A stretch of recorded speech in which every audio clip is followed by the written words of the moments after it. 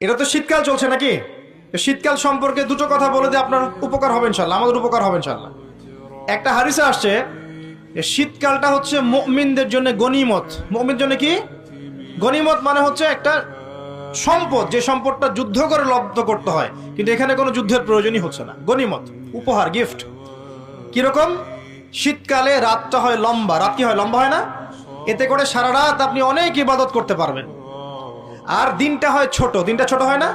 এতে করে আপনি দিনের বেলা সওম বা রোজা রাখতে পারবেন।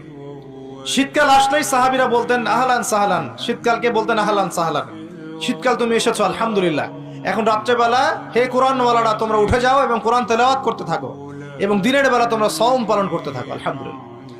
তো শীতের রাতটা কাজে লাগাতে পারি না আমরা? রাতের একটা অংশ ঘুমিয়ে যাবেন, শেষ অংশে উঠে তাহাজ্জুদ পড়বেন এবং কোরআন তেলাওয়াত করবেন এবং আল্লাহর কাছে হাত তুলে দোয়া করবেন, ইনশাআল্লাহ শেষ অংশে, রাতের শেষ অংশে